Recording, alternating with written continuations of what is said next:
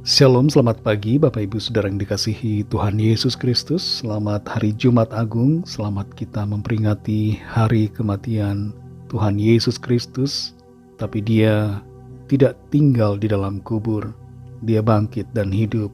Dia berkuasa dan berdaulat atas segalanya dan akan kembali di akhir zaman. Sebelum kita mendengarkan renungan firman Tuhan, mari kita berdoa. Bapa di sorga, Bapa dalam nama Tuhan Yesus Kristus, terima kasih kami mengucap syukur untuk pagi hari ini. Kembali kami ada karena anugerah-Mu dan karena Tuhan punya rencana yang baik buat kami. Kembali saat ini kami mau mendengarkan kebenaran firman-Mu.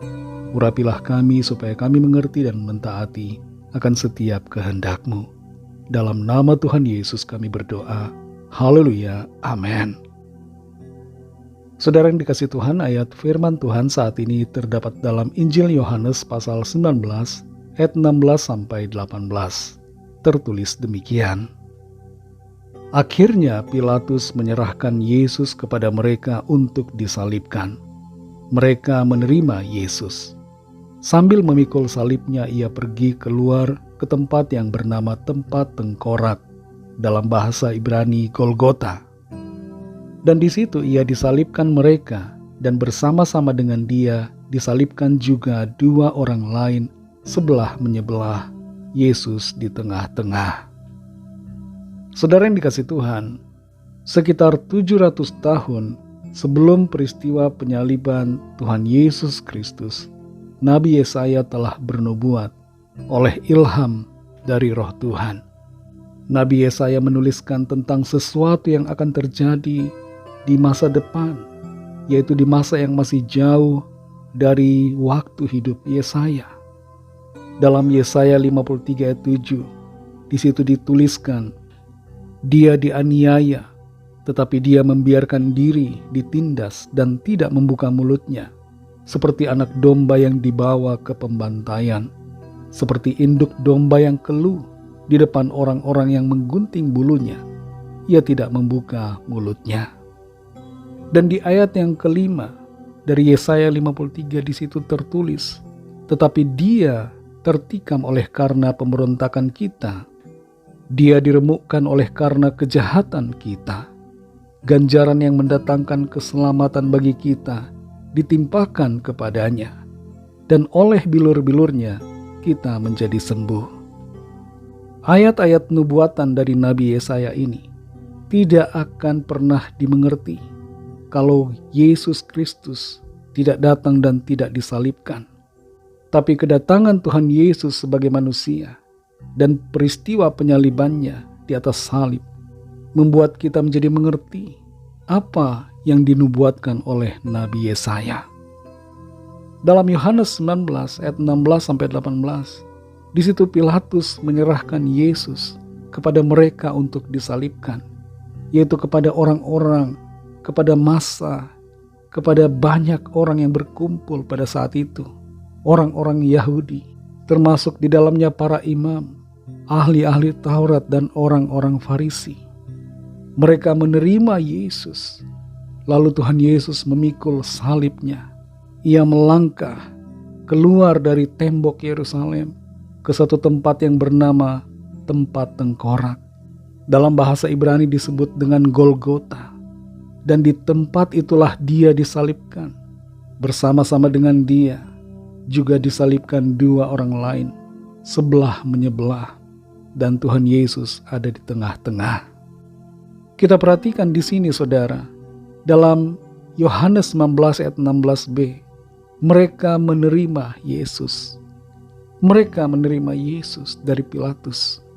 Tapi penerimaan mereka bukan untuk sungguh-sungguh menjadikan Tuhan Yesus sebagai penuntun atau Tuhan dalam hidup mereka.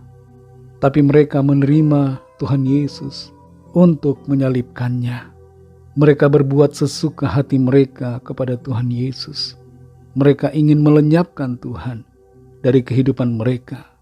Sekalipun Tuhan Yesus melakukan kebaikan, menyembuhkan, melakukan banyak mujizat, menyampaikan kebenaran, menuntun pada kesempurnaan, dan sekalipun tidak ada kejahatan dan dosa padanya, tapi semua orang yang ada saat itu ingin mempermalukan dia dengan cara menyalibkannya sampai mati di atas salib. Peristiwa penyaliban Tuhan Yesus merupakan sebuah fakta sejarah.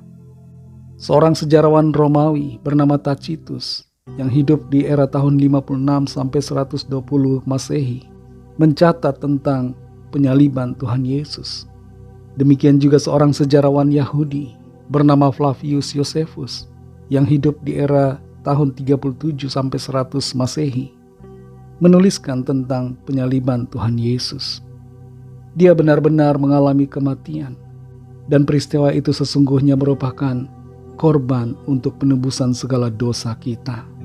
Ia menjadi korban sempurna dari segala korban hewan yang selama ini dipersembahkan sebagai korban Paskah, dan ia menjadi korban sempurna dari segala korban-korban penebusan dan pendamaian yang dilakukan.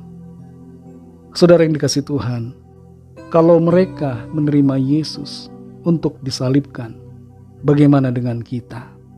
Apakah kita menerima Tuhan Yesus juga untuk menyalibkannya, untuk membuangnya, untuk melenyapkannya dari hidup kita? Biarlah hendaknya kita tidak melakukan yang demikian. Terimalah Dia dalam hidup kita, karena Dialah Tuhan dan Juru Selamat. Dialah Allah yang telah datang sebagai manusia, karena kasih-Nya untuk saudara dan saya. Bagi saudara yang belum percaya kepada Tuhan Yesus, mari terima dan percayalah kepadanya, agar saudara mengalami keselamatan dan hidup yang kekal. Ikutilah doa saya. Tuhan Yesus, aku percaya Engkau adalah Allah yang telah jadi manusia. Engkau telah mati disalibkan untuk menebus dosa saya dan memberikan saya keselamatan. Aku percaya Engkau telah bangkit di hari ketiga, naik ke sorga dan akan datang kembali di akhir zaman.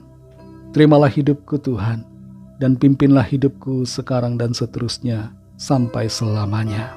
Amin. Bagi saudara yang baru saja menyatakan iman kepada Tuhan Yesus Kristus, teruslah belajar firman Tuhan, berilah diri saudara dibaptis, layanilah Tuhan dan setialah kepadanya sampai akhir. Bagi saudara semua pendengar renungan hari ini, mari kita berdoa. Bapa di sorga, terima kasih Tuhan Yesus, kami bersyukur untuk firman-Mu. Kami memperingati hari ini, hari Jumat Agung, hari kematian, hari penyaliban. Oleh karena kasih-Mu Tuhan, Engkau berkorban bagi kami, untuk menebus kami dan membebaskan kami dari hukuman kekal, serta memberikan kami keselamatan dan kehidupan bersama Tuhan. Oleh bilur-bilur-Mu Tuhan, kami sudah disembuhkan dari dosa-dosa kami, dari pelanggaran kami. Kami disucikan, kami dijadikan ciptaan yang baru. Kami dibenarkan, kami diampuni dan dikuduskan oleh kuasa darah-Mu.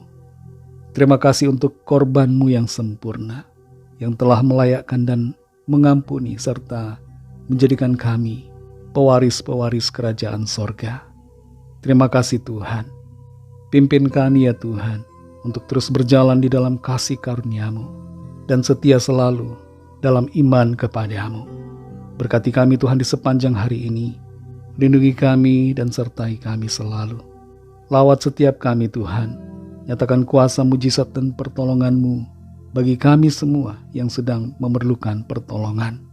Kami serahkan semua ke dalam tangan kasih-Mu. Dalam nama-Mu yang kudus, nama Tuhan Yesus Kristus, kami sudah berdoa dan mengucap syukur. Haleluya. Mari sama-sama kita berdoa, doa Bapa kami. Bapa kami yang di sorga, dikuduskanlah nama-Mu, datanglah kerajaan-Mu, jadilah kehendak-Mu di bumi seperti di sorga. Berikanlah kami pada hari ini makanan kami yang secukupnya, dan ampunilah kami akan kesalahan kami, seperti kami juga mengampuni orang yang bersalah kepada kami. Dan janganlah membawa kami ke dalam pencobaan, tetapi lepaskanlah kami daripada yang jahat, karena Engkaulah yang punya kerajaan dan kuasa dan kemuliaan sampai selama-lamanya. Amin. Terimalah berkat Tuhan. Tuhan memberkati engkau dan melindungi engkau. Tuhan menyinari engkau dengan wajah-Nya dan memberikan kasih karunia. Tuhan menghadapkan wajah-Nya kepadamu dan memberikan damai sejahtera. Berkat dan anugerah Allah Bapa, kasih karunia dari Tuhan Yesus Kristus, dalam persekutuan dengan Roh Kudus, menyertai kita semua, sekarang ini dan sampai Maranatha Tuhan Yesus datang kembali, dan bahkan sampai selama-lamanya. Dalam berkat nama Tuhan Yesus Kristus, haleluya, amin. Puji Tuhan, saudara yang dikasih Tuhan, saya percaya firman Tuhan menjadi berkat dan kekuatan buat saudara semua, dan Roh Kudus akan menolong saudara untuk lebih lagi memahami kebenaran firman Tuhan dan hidup dalam kemenangan. Tuhan Yesus memberkati saudara semua. Selamat hari Jumat Agung dan sampai jumpa dalam renungan yang berikutnya. Haleluya.